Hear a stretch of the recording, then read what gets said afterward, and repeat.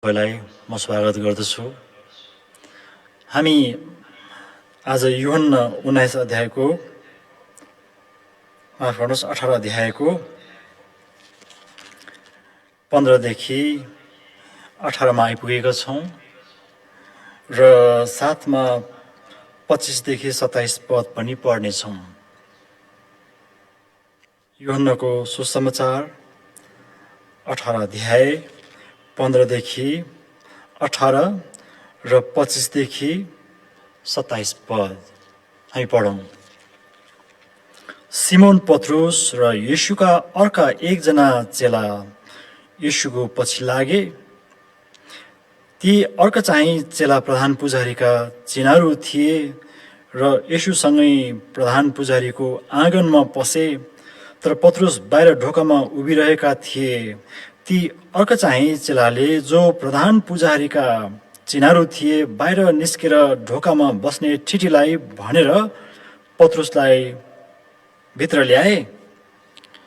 तब ढोकामा बस्ने त्यस ठिटीले पत्रुसलाई भनी, के तिमी पनि यस मानिसका चेलाहरूमध्ये एकजना हौ?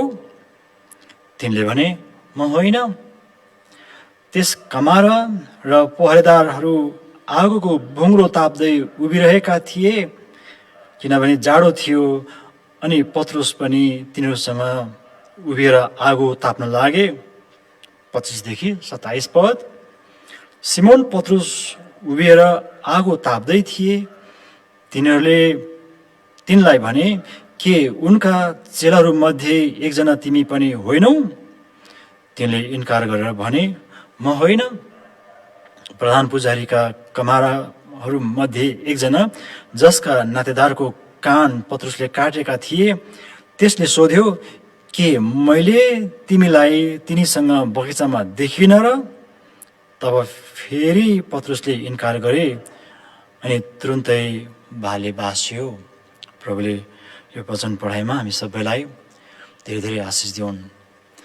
येशूमाथि गरिएको अपमानलाई तपाईँले कसरी निहाल्नु भएको छ? कतिपल्ट हामी चाहिँ बिचरा भनेर येशूप्रति दयाको भावना देखाउने गर्दछौँ। त्यसरी त देखाउनु पर्दैन, तर पनि हामीले परिस्थितिलाई हेर्ने हो भने येशू यस्तो प्रकारले फाल्टो व्यक्तिमा गनिनु भएको छ कि मानौ उहाँ कसैको कामको लागि आउँदैन। यहाँसम्म कि आफ्नै चेलाहरूको लागि पनि फाल्टो व्यक्ति ठहरिनु भएको छ। त्यसकारण मारेर उहाँलाई चाहिँ फाल्नु नै उचित लागेको जस्तो देखिन्छ। यो हाम्रो स्वभाव हो। हामीले परमेश्वरप्रति गर्ने व्यवहार त्यो हो, किनकि स्वभावैले हामी परमेश्वरलाई इन्कार गर्ने मानिसहरू हौँ।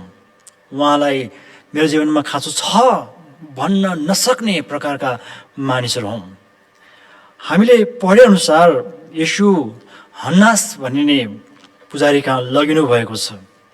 धेरैजना मर्नुभन्दा एकजना मर्न दिनु सबैको कल्याण हुन्छ भन्ने समूहका प्रमुख थिए हन्नास। अब तपाईँलाई थाहा भयो कि यी पुजारीहरूले आफू मर्नु नपरोस्, बरु येशू नै मरोस् भनेर माफ गर्नुहोस्। अब तपाईँलाई थाहा भयो कि यी पुजारीहरूले आफू मर्नु नपरोस्, बरु येशू नै मरोस् भनेर आफ्नो सुरक्षाको लागि उहाँलाई पक्रेका रहेछन्। कोही मर्न चाहँदैनन्। यहाँ देख्नुहोस् तपाईँ, पत्रुस पनि मर्न चाहँदैनन्। एक समय तपाईँको लागि म मर्न पनि तयार छु भनेका थिए। सबैजना जोगिन चाहन्छन्, बाँच्न चाहन्छन्।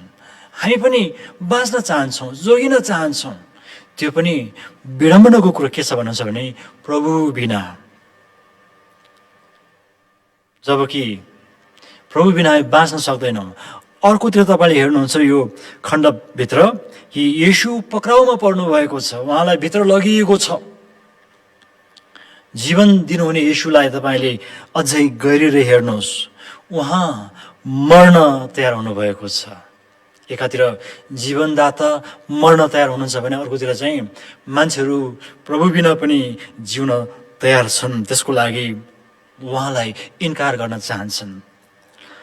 बाहिरका मानिसले येशूलाई इन्कार गर्नु, तिरस्कार गर्नु त स्वाभाविकै पनि म सम्झन्छु। तर तपाईँ देख्नुहोस् यहाँनिर आफ्नै नजिकका चेलाले समेत उहाँलाई नचिनेको व्यवहार गरे। यो त बडो दुःखको कुरा हो। यहुदा इस्करियोतले उहाँलाई 30 टुक्रा चाँदीमा बेचिसकेको थियो र पत्रुसले अब यहाँनिर गर्ने व्यवहारलाई हेर्नुहोस्, नचिनेको व्यवहार गर्दैछन्। यी दुईजनाको व्यवहारलाई तुलना गर्ने हो भने पत्रुसको व्यवहार चाहिँ बढी नै गम्भीर खालको छ। चिनेर पनि धोका दिनु भन्दा यो चाहिँ नचिनेको व्यवहार गर्नु, यो चाहिँ गम्भीर प्रकारको पाप हो। देख्नुहोस् तपाईँले, एकपल्ट होइन, दुईपल्ट होइन, उनले 3 पल्ट इन्कार गरे। 3 पल्ट इन्कार गर्नुको अर्थ पक्का गरी नजान्नु हो, नचिन्नु हो। यो चाहिँ भन्ने हो भने वास्तवमा पत्रुसले म कहिले पनि येशू नाम गरेको व्यक्तिलाई चिन्दिनँ भनेर घोषणा गर्दैछन्। 3 पल्ट इन्कार गरेपछि त्यो चाहिँ पक्का ठहरिन्छ। हेर्नुहोस् त यहाँ 17 पदमा, अरूको सामुन्ने होइन, ढोकामा बस्ने ठिटीको सामु म येशूको चेला होइन भनेर उनले इन्कार गरे। त्यसपछि आगो ताप्दै गरेको मानिसको समूहमा पनि म होइन भने 25 पदमा यो कुरो लेखिएको छ। त्यसो अर्को एउटा कमारा उनको सामु पनि पत्रुसले इन्कार गरे भनेर लेखिएको छ 26 पदमा। यो महासभामा गएर इन्कार गरेको होइन, यी साधारण त्यति धेरै सामाजिक हिसाबले त्यति उच्च स्थानमा नभएका मानिसको सामुन्ने पत्रुसले इन्कार गर्दैछन्। यो तपाईँ र मैले विचार गर्नुपर्ने कुरा हो। ख्रिस्ट येशूलाई मानिसले इन्कार गर्नु स्वाभाविकै हो, तर क्रिस्चियनहरूले पनि त्यस्ता जो चाहिँ महत्त्वपूर्ण होइनन् तिनीहरूको सामु पनि म चिन्दिनँ भनेर इन्कार गर्न सक्ने परीक्षाहरू आउँदछन्। पत्रुसको अवस्था हेर्नुहुन्छ भने अघि नै येशू ख्रिस्टलाई बचाउनको लागि उनले तरबार चलाएका थिए, तर अहिले चिन्दिनँ भन्दैछन्। त्यो पनि एकपल्ट होइन, 3 पल्ट। देख्नुहुन्छ तपाईँले यहाँनिर उनको जीवनमा शैतानले ठुलो काम गर्दैछ। हुन त प्रभुले पहिला नै भनिसक्नु भएको थियो कि शैतानले उनलाई नाङ्लोमा गहुँ निफ्ने जस्तै निफन्ने छ। यहाँनिर यी कमाराहरू त्यसै ढोकेहरूलाई चाहिँ डराउनु पर्ने कुनै कारण थिएन, तिनीहरूसँग डराउनु पर्ने म कुनै अवस्था देख्दिनँ। तर पनि पत्रुस डराएका छन्, उनको हृदयमा डरले काम गर्यो। याद गर्नुहोस्, डर यो चाहिँ नराम्रो प्रकारको डर, शैतानबाट मात्र आउँदछ यस्तो प्रकारको डर। त्यो पनि ख्रिस्ट येशूलाई इन्कार गर्ने, त्यो मनसाए हाल्ने त्यो खालको डर पत्रुसमा देख्न पाइन्छ। आफू पनि मर्नु पर्ला कि भन्ने त्यो डर उनमा आयो। इन्कार गरेपछि वा झुट बोलेपछि आफू बाँचिन्छ भन्ने त्यो विश्वास उनमा आएको थियो। वास्तवमा यो शैतानिक हो। अहिले हन्नासको आँगनमा पत्रुस र अर्को चेला देख्नुहुन्छ तपाईँ, यिनीहरू के गर्दैछन् यहाँनिर। ख्रिस्ट येशूले पहिला नै चेलाहरूलाई बिदाई दिइसक्नु भएको थियो, यिनीहरूलाई छोडिदेऊ भन्नुभएको थियो उहाँले। पत्रुसले जुन कान काटे त्यसपछि चाहिँ उहाँले त्यो दासको कान निको पार्नु भएपछि यी सबै आफ्नो बाटो लागेका थिए। तर पनि पत्रुसले लाग्या हुनुपर्छ, मैले येशूलाई मृत्युसम्मै साथ दिन्छु, म पनि मर्न तयार छु भनेको कारणले गर्दाखेरि मैले केही न केही गर्नुपर्छ भन्ने सोचले काम गरेको हुनुपर्दछ। अझै केही गर्न सकिन्छ कि भन्ने एक प्रकारको त्यो प्रयास उनले गरेको देखिन्छ। त्यस कारणले गर्दाखेरि उनले अर्को एकजनालाई पनि लिएर आए। ती को हुन् यहाँ नाम उल्लेख गरिएको छैन, तर पनि हामी जान्दछौँ यहाँ लेखिएअनुसार 12जना चेलाहरूमध्ये एकजना थिए, सम्भवतः यूहन्ना हुन् भनेर कतिले भन्ने गर्दछन्। यहाँ लेखिएको छ पुजारीको चिनारू रहेछन् भनेपछि चिनाजानाका रहेछन्। मेरो जानमा पत्रुस आफैले नै उठाएर ल्याएको हुनुपर्दछ, तिमीले त चिनेकै पुजारी छन् यहाँनिर, बरु गएर भनसुन गरी हेरौँ कतै येशूलाई चाहिँ बचाउन सकिन्छ कि भन्ने सोच राखेरै यिनलाई ल्याएको हुनुपर्दछ। हेर्नुहोस्, ख्रीष्ट येशू मारिनको लागि अभिषेक हुनुभएको थियो।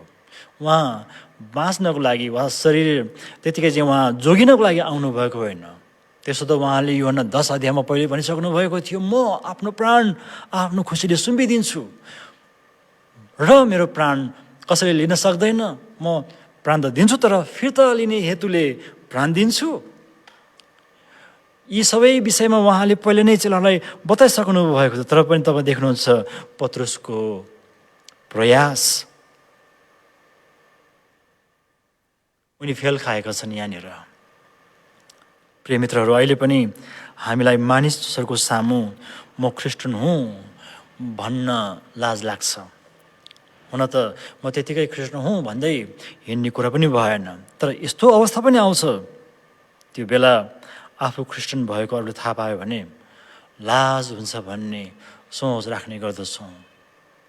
कतिपल्ट विद्यार्थी भाइ बहिनीहरूलाई कलेज पढ्दाखेरि, स्कुल पढ्दाखेरि गाह्रो भएको मैले सुनेको छु। अब त्यस्तो बेलामा तपाईँले आफ्नो हृदयलाई बलियो बनाउनु पर्ने हुन्छ। कस्तो प्रकारको चाहिँ अप्ठ्यारो हुन्छ भन्ने कुरा हामी चर्चा नगरौँ। त्यतिखेर क्रिस्चियन भएको कारणले गर्दाखेरि अरूले मलाई खिसी गर्ला कि भन्ने त्यो चिन्ता हुँदो रहेछ। म आफैलाई पनि त्यस्तो भएको थियो। हुन त जमाना फरक छ अहिलेको र त्यो बेलाको, तर पनि सकेसम्म चाहिँ म क्रिस्चियन हुँ भन्ने कुरो अरूले नचिनिदिए हुन्थ्यो भन्ने चाहिँ सोच आउँदो रहेछ। त्यस्ता परिबन्धहरू पनि आउँदछन् जहाँ ख्रीष्ट येशूलाई चाहिँ नचिनेको जस्तो गरी व्यवहार गर्नुपर्ने त्यस्तो अवस्था जसलाई पनि आउन सक्दछ। तपाईँ कति वर्ष पुरानो क्रिस्चियन हुनुहुन्छ भन्ने कुराले महत्त्व राख्दैन। ख्रीष्ट येशूको नजिक तपाईँ कतिको हुनुहुन्छ भन्ने कुराले त्यहाँनिर महत्त्व राख्दैन। पत्रुसलाई पनि हेर्नुहोस् तपाईँले, उनी जतिको नजिक येशूसँग अरू चेलाहरू थिएनन्, तर पनि उनीमाथि यस्तो प्रकारको परिस्थिति आएको छ। त्यो परिस्थितिमा उनलाई लाग्यो मैले येशूलाई बिर्सनुमा नै बेस छ, सुरक्षा छ। प्रिय मित्रहरू, यस्तो प्रकारको परीक्षा जसमाथि पनि आउन सक्छ, निडर हुनुहोस्। वा यस्तो परीक्षामा कोही परिसक्नु भएको छ र कोही चाहिँ पछाडि हटिनै सक्नु भएको छ भने पनि तपाईँले येशूलाई फर्केर हेर्नुहोस्। तपाईँले पो इन्कार गर्नुभएको, तर येशूले त इन्कार गर्नुहुन्न।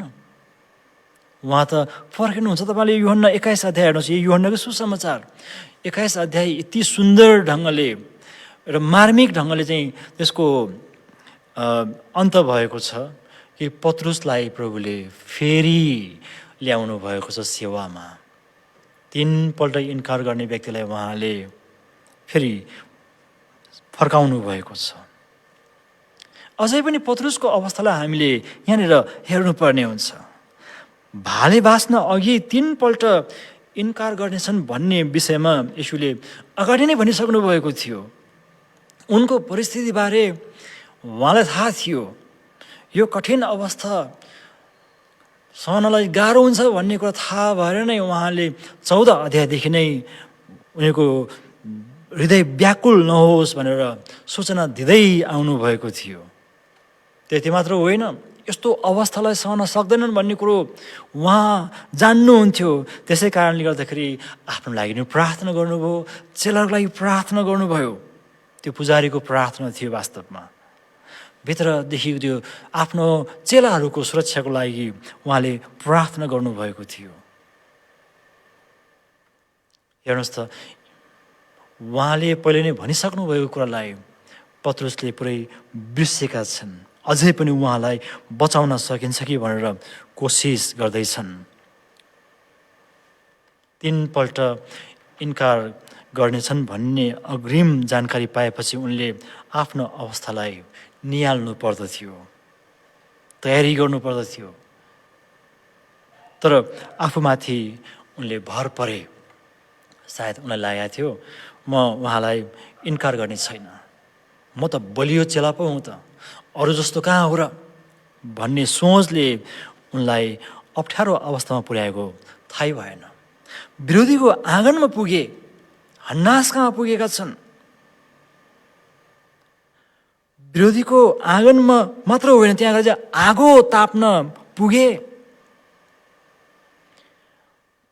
कोही विरोधी आएर चाहिँ उनी कहाँ प्रश्न सोधेका होइनन्, खोजी खोजी आएर पत्रुसलाई प्रश्न सोधेनन्, बरु अरूले प्रश्न प्रहार गर्न मिल्ने त्यो ठाउँमा आफै पुगे र तिनीहरूकै ठाउँमा गएर म चिन्दिनँ भन्ने त्यो अवस्थामा आफैलाई उनले उतारे।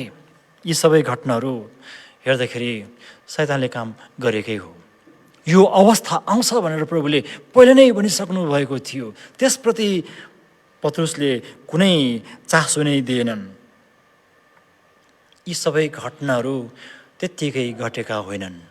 हामी फेरि पनि यसै 53 अध्यायमा पढ्दछौँ, आफ्नैद्वारा उहाँ इन्कार गरिनुहुनेछ भनेर जुन वचन बोलिएको थियो त्यो वचन ख्रीष्ट येशूमा यो घटनाबाट ठ्याक्कै पुरा भएको छ। यहुदीहरू आफ्नै जाति हुन्, तिनीहरूबाट उहाँ तिरस्कृत हुनुभयो। त्यसै गरी आफ्नै चेला लगभग 3.5 वर्षसम्म सँगै आफैले हुर्काएका चेलाहरूले समेत उहाँलाई इन्कार गरे। त्यसमा पत्रुस अग्रस्थानमा छन्। माफ गर्नुहोस्। येशू आफ्नै जातिद्वारा मात्र होइन, चेलाद्वारा पनि इन्कार गरिनुभयो। त प्रिय मित्रहरू, तपाईँको सामु पनि प्रभुले पत्रुसलाई जस्तै अगाडि नै तिम्रो अवस्था यस्तो हुनेछ भन्नुभयो खण्डमा तपाईँ के गर्नुहुन्छ? तपाईँको तयारी कस्तो हुन्छ? विचार गर्नुहोस्। ख्रीष्ट येशूलाई इन्कार गर्ने वा गर्न लाउने अवस्थाहरू सायद अहिलेको अवस्थामा नेपालमा नहोलान्, विगतमा थिए। म प्रभुलाई त्याग्दिन भनेको कारणले गर्दाखेरि धेरैजनाले कानुनी दण्ड पनि पाएका थिए। हामीसँग त्यस्तो इतिहास पनि छ। हाम्रा अघिल्लो पुस्ताले प्रभुलाई शैलीसँग त्यागेनन्। निर्दोष हुँदाहुँदै प्रभुलाई विश्वास गरेकै आधारमा कतिजना जेलमा परे, कठिन यातना भोगे र त्यसको इनाम प्रभुले दिइसक्नु भएको छ। हामी एउटा पद पढेर अन्त गर्नेछौँ। चेतावनीको वचन छ यहाँनिर, मत्ती 10 अध्याय त्यसको 32 र 33 पद म पढ्दैछु, सुन्नुहोस्। हरेक जसले मानिसहरूको सामु मलाई स्वीकार गर्छ, म पनि उसलाई स्वर्गमा हुनुहुने मेरा पिताको सामुन्ने स्वीकार गर्नेछु। तर हरेक जसले मलाई मानिसहरूका सामुन्ने इन्कार गर्छ, म पनि उसलाई स्वर्गमा हुनुहुने मेरा पिताको सामुन्ने इन्कार गर्नेछु। यो वचनलाई तपाईँले अझै मनन गर्दै रहनुहोस्। प्रभुले हामी सबैलाई धेरै धेरै आशिष दिउन्। धन्यवाद।